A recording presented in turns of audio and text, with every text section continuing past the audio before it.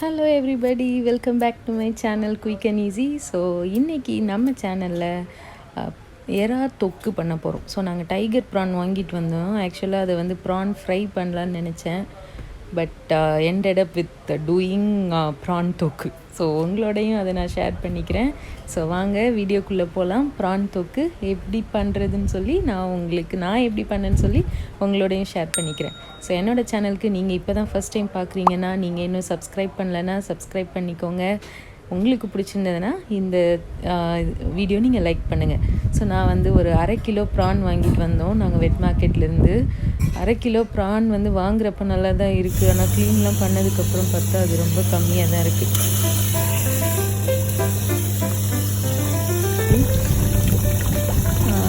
So PRAN வாங்கி அதை டீவெயின் பண்ணி க்ளீன் பண்ணி எடுத்திருக்கோம். க்ளீன் பண்ண ப்ரானை வந்து இப்போ நம்ம சேனலில் நம்ம ஈஸியான ரெசிபீஸ், ஈஸியான வேலை எப்படி பண்ணுறதுன்னு தான் பார்க்குறோம். ஸோ இது ப்ரான் தொக்கு, பட் ஆனால் எதுவுமே அரைக்கிறதுலாம் கிடையாது.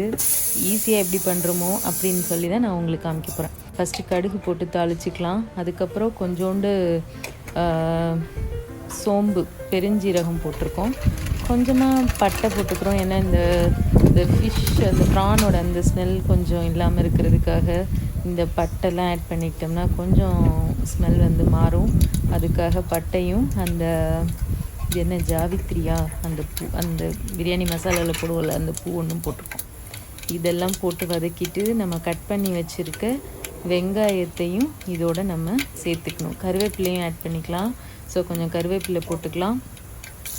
இது ஃப்ரெஷ்ஷாக எங்கள் வீட்டில் இருக்கிற கருவேப்பிலை. நான் வந்து குட்டியாக ஒரு கருவேப்பிலை செடி வச்சுருக்கேன் எங்கள் வீட்டில்.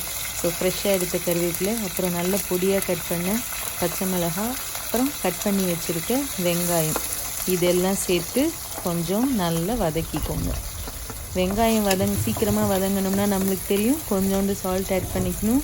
ஸோ கொஞ்சமாக சால்ட் ஆட் பண்ணி வெங்காயத்தை வந்து நல்லா வதக்கிக்கோங்க. நான் வந்து இன்றைக்கி இரும்பு சட்டியில் பண்ணுறேன். இரும்பு சட்டியில் பண்ணால் கொஞ்சம் டேஸ்ட் நல்லாயிருக்கும்னு சொன்னாங்க. ஸோ என்கிட்டையும் இரும்பு சட்டி ரொம்ப நாளாக எப்போயாவது தான் நான் யூஸ் பண்ணுறேன். ஸோ இன்றைக்கி இரும்பு சட்டியில் பண்ணலான்னு நான் டிசைட் பண்ணி இன்றைக்கி இரும்பு சட்டியில் பண்ணிகிட்ருக்கேன். பண்ணி முடித்ததுக்கப்புறம் டேஸ்ட் எப்படி இருந்ததுன்னு சொல்லி உங்கள்கிட்டையும் சொல்கிறேன். பட் இப்போ நான் பண்ணுறப்ப எனக்கு தெரிஞ்ச ஒன்று என்னென்னா, இரும்பு சட்டியில் வந்து ரொம்ப சீக்கிரமாக அந்த ஹீட் இதாகிறதுனால கொஞ்சம் ஃபாஸ்ட்டாக நம்மளுக்கு வந்து வதங்குறதெல்லாம் சீக்கிரமாக ஆயிடுது. அது வந்து ஒரு ஆடட் அட்வான்டேஜ் தான். ஸோ இரும்பு சட்டி இருந்தால் நம்ம இரும்பு சட்டி யூஸ் பண்ணிக்கலாம். மண் சட்டி இருந்தால் மண் சட்டியும் யூஸ் பண்ணலாம். என்கிட்ட மண் சட்டி இல்லை. ஸோ நான் இரும்பு சட்டி இருக்கிறதுனால இரும்பு சட்டியில் பண்ணுறேன். இப்போ நம்ம வெங்காயம், பச்சை மிளகாய், கருவேப்பிலை இதெல்லாம் நல்லா வதக்கிட்டுருக்கோம். தக்காளி வந்து ஒரு 2 தக்காளி நான் வந்து நல்ல பியூரி பண்ணி வச்சுருக்கேன். ஸோ தக்காளியையும் வந்து இப்போ வெங்காயம் ஓரளவுக்கு வதங்கிருச்சு. நம்ம அரைச்சி வச்சுருக்க தக்காளி பேஸ்ட்டையும் இதோடு சேர்த்துக்கிறேன். இதோடு சேர்த்து நல்லா வதக்கிக்கலாம். தக்காளி நீங்கள் அரைச்சி ஊற்றுனீங்கன்னா அந்த ஸ்மெல்லு போகிறது வரைக்கும் கொஞ்சம் நல்லா வதக்கிக்கணும். இல்லைன்னா குழம்பு நல்லா கொதிச்சு இதானா கூட உங்களுக்கு அந்த ஸ்மெல் வந்து இருந்துக்கிட்டே இருக்கும்.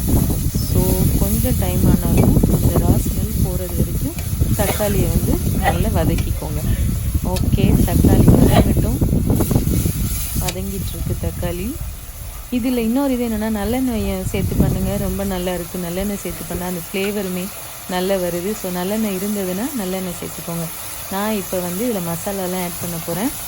மஞ்சத்தூள் கொஞ்சம் சேர்த்துருக்கேன். மஞ்சத்தூள் ஆட் பண்ணதுக்கப்புறம் கொஞ்சமாக நம்ம மிளகாத்தூள் சேர்த்துக்கலாம்.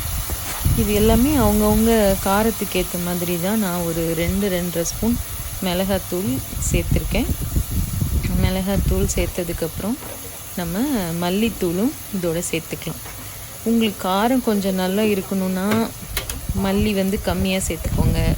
காரம் வந்து கம்மியாக இருக்கணும்னா நீங்கள் மல்லி வந்து ஜாஸ்தியாக சேர்த்துக்கிட்டிங்கன்னா இதாக இருக்கும். மோஸ்ட்டாக நம்ம வந்து மிளகாத்தூளோட மல்லித்தூள் கொஞ்சம் ஜாஸ்தியாக போடுவோம். எனக்கு காரம் கொஞ்சம் தூக்கலாக இருக்கட்டும்ன்றதுக்காக மல்லித்தூள் வந்து கம்மியாக தான் போட்டிருக்கேன்.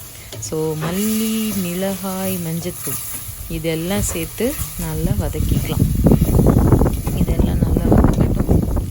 நல்லா வதங்கினதுக்கப்புறம் நம்ம க்ளீன் பண்ணி வச்சுருக்க இறாலை வந்து எடுத்து இதோடு சேர்த்து மிக்ஸ் பண்ணிடலாம். ஸோ வதங்குறப்பே எனக்கு வந்து நல்ல அந்த மசாலாலாம் போட்டோம்ல, அந்த பொடிலாம் எண்ணெயில் வதங்குறப்பே அந்த ஸ்மெல் வந்து நல்லா வருது. இங்கே நான் வந்து ஒரு இது மறந்துட்டேன், இஞ்சி பூண்டு விழுது வந்து ஆட் பண்ணணும், பட் நான் மறந்துட்டேன். ஸோ இதெல்லாம் ஒதுக்கி வச்சுட்டு சைடில் கொஞ்சோண்டு இஞ்சி பூண்டு சேர்த்து நான் நல்லா வதக்கிக்கிறேன். நீங்கள் மறக்காமல் முன்னாடியே ஆட் பண்ணிக்கோங்க. ஸோ இஞ்சி பூண்டையும் சேர்த்து இப்போ நான் நல்லா வதக்கி எடுத்துக்கிறேன். என்னென்னலாம் ஆட் பண்ணியிருக்கோம்? வெங்காயம், பச்சை மிளகாய், கறிவேப்பிலை, இஞ்சி பூண்டு விழுது இதெல்லாம் ஆட் பண்ணியிருக்கோம். இப்போ நல்லா வதங்கிருச்சு. நம்ம இது கொஞ்சோண்டு தண்ணி சேர்த்துக்கிட்டு இந்த ஸ்மெல்லாம் போகிறது வரைக்கும் கொஞ்சம் நல்லா கொதிக்க வைக்கலாம். ரொம்ப நிறைய தண்ணி சேர்க்காதீங்க, கொஞ்சோண்டு தண்ணி. அதெல்லாம் நல்லா கொதித்து வர்றப்ப தண்ணி வந்து உங்களுக்கு வற்றி நல்லா திக்காக வந்துடும். ஓகே, இது வந்து கொதிக்கட்டும். ஓரளவுக்கு நல்லா எல்லாம் மிக்ஸ் ஆகி நல்லா இதாகட்டும். அதுக்கப்புறம் நம்ம வந்து நம்ம க்ளீன் பண்ணி வச்சுருக்க எறாவை வந்து ஆட் பண்ணிக்கலாம்.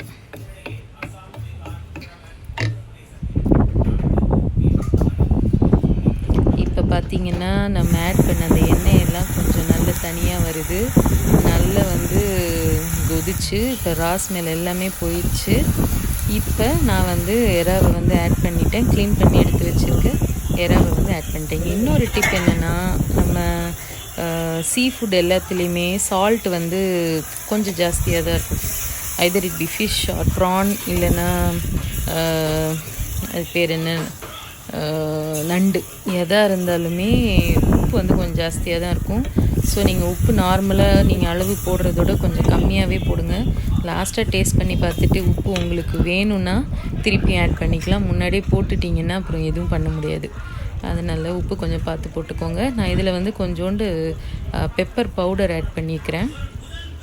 பெப்பர் பவுடர் ஆட் பண்ணால் அந்த டேஸ்ட், அது என்ன சொல்கிறது, அது ஒரு கொஞ்சம் அந்த டேஸ்ட்டை வந்து கொஞ்சம் என்ஹான்ஸ் பண்ணும். அதுக்காக பெப்பர் கொஞ்சம் ஆட் பண்ணியிருக்கேன். உங்களுக்கு பெப்பரோட டேஸ்ட் இன்னும் கொஞ்சம் தூக்கலாக வேணும்னா நீங்கள் கொஞ்சம் ஜாஸ்தியாகவே ஆட் பண்ணிக்கலாம். ஸோ எல்லாத்தையும் நம்ம போட்டு மிக்ஸ் பண்ணியாச்சு. இப்போ நம்ம ஒரு மூடி வச்சிடலாம். எல்லாம் சேர்ந்து மிக்ஸ் ஆகட்டும். நீங்கள் வந்து ப்ரான் பண்ணுறப்ப டைமிங் பார்த்துக்கோங்க. ரொம்ப நேரம் ப்ரானை போட்டிங்கனாலும் ப்ரான் சுருண்டு ரப்பர் மாதிரி ஆயிரும். கரெக்டாக வெந்த உடனே நீங்கள் வந்து ஆஃப் பண்ணி எடுத்துடணும். இல்லைன்னா ப்ரான் வந்து ரொம்ப ரப்பரியாக ஹார்டாயிரும். அது பார்த்துக்கோங்க. நான் வந்து இன்றைக்கி வெஜ் புலாவும் இந்த ப்ரான் தொக்கும் தான் பண்ணியிருக்கேன். வெஜ் புலாவ் ரெடி ஆயிடுச்சு. ப்ரான் அங்கே கொதிச்சிட்ருக்கு. நான் புலாவ் வந்து உங்களுக்கு காமிக்கிறேன். ஸோ வெஜிடபிள்ஸ் எல்லாம் மேலே வந்திருக்கு. லைட்டாக ஒரு தடவை கிளறி விட்டோம்னா எல்லாம் சூப்பராக செட் ஆயிரும். நெய் கொஞ்சோண்டு மேலே ஊற்றி லைட்டாக கிளறிட்டோம்னா pulao ready. So veg pulao and prawn தொக்கு தான் இன்றைக்கி எங்களோட ஆஃப்டர்நூன் லன்ச். இது ரொம்ப ஈஸியான ஒரு ரெசிபி. ப்ரான்லாம் பண்ணோன்னா சில நேரத்தில் நீங்கள் வந்து இந்த வேறு ஸ்டைல் ஆஃப் ப்ரானில் வந்து வதக்கி அதுக்கப்புறம் அதை அரைச்சி அதுக்கப்புறம் திருப்பி அதை ஆறுறது வரைக்கும் வெயிட் பண்ணி மிக்சியில் போட்டு அதை அரைச்சி அதுக்கப்புறம் நீங்கள் அந்த மசாலாலாம் போட்டு பண்ணணும். பட் நம்ம சேனலில் குயிக் அண்ட் ஈஸியாக ப்ரான் தொக்கு எப்படி பண்ணுறதுன்னு சொல்லி நான் உங்களுக்கு காமிச்சிருக்கேன். நீங்கள் இதோட சூப்பராகவே பண்ணலாம். பட் இது என்னோடய ஸ்டைல். இதே மாதிரி நீங்களும் ட்ரை பண்ணி பாருங்கள். ஒரு லேட்டாக எழுந்திரிச்சு ஒரு நாள் சண்டே அன்னைக்கு பண்ணுறதுக்கு இது ரொம்ப ஒரு குயிக்கான ரெசிபி. நம்ம நெய் விட்டு புலாவும் வந்து மிக்ஸ் பண்ணிட்டோம் வெஜிடபிள்ஸோடு. ஸோ ரெண்டையும் நம்ம ஹாட் பேக் வந்து ட்ரான்ஸ்ஃபர் பண்ணிடலாம். ப்ரான் தொக்கும் ரெடி ஆயிடுச்சு. ஸோ பார்த்திங்கன்னா ரொம்ப சூப்பராக திக்காக ரொம்ப டேஸ்டியாக நல்லா வந்திருக்கு. ஸோ நாங்கள் வந்து வெஜ் புலாவும் ப்ரான் தொக்கும் வந்து நாங்கள் லன்ச் சாப்பிட போகிறோம். நீங்களும் இதே மாதிரி ஈஸியாக ஒரு நாள் ட்ரை பண்ணி பாருங்கள். எப்படி இருக்குன்னு சொல்லி கமெண்ட்ஸில் சொல்லுங்கள். நம்ம சேனலில் சப்ஸ்கிரைப் பண்ணாமல் பார்க்குறவங்களோட பர்சன்டேஜ் தான் ஜாஸ்தியாக இருக்குது. ஸோ ப்ளீஸ் நீங்கள் இன்னும் சப்ஸ்கிரைப் பண்ணலைன்னா ப்ளீஸ் சப்ஸ்கிரைப் பண்ணுங்கள். இந்த வீடியோ உங்களுக்கு பிடிச்சிருந்ததுன்னா லைக் பண்ணுங்கள். இன்னொரு குயிக் அண்ட் ஈஸியான ரெசிபியோட நெக்ஸ்ட் வீடியோவில் உங்களை மீட் பண்ணுறேன். Until then take care, bye bye, see you all.